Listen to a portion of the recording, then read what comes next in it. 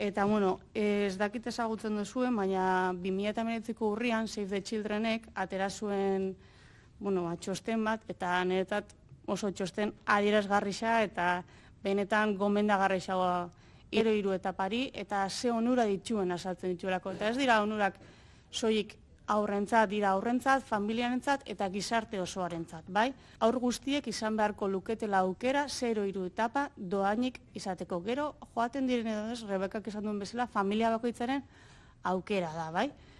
Doakotasunarekin hasiko naiz guretzat garrantzitsuena delako, bai? Guk benetan sinesten dugu aurreskolak publikoak, doakoak eta unibertsalak izan behar diala, aurreskolak oso garestiak iruditzen zaizkigula guri, bai? Eta ez daudela gizarte guzti batentzako eskuragarri, bai?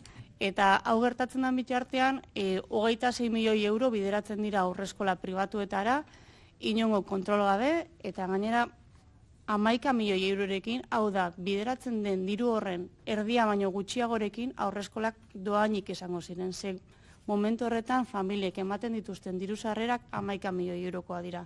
Eskoletako matrikulazio kanpaina hezkuntzako kanpainarekin batera egin beharko litzen diren heinean, aukera izan beharko luketela matrikulatzeko, baina horrek ere beste matrikulazio epe bat ireki dezake, ekainean edo egin behar den momentuan, baina bai izatea aukera iraian matrikulatu nahi duten aurrak, otsailean egiteko.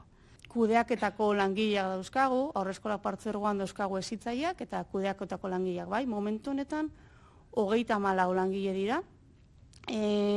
Aurreskolak partzuergoa sortu zenetik denak behin-behinekoak dira, oraindik ez dutelako oposaketa prozesu bat bizi, ez daukate ezer araututa, ez ordezkoen araudirik, ez ezer, orain dela urte bete eta piku ja mobilizazio eta greba dinamika batean sartu ziren, eta oraindik horretan jarraitzen dute.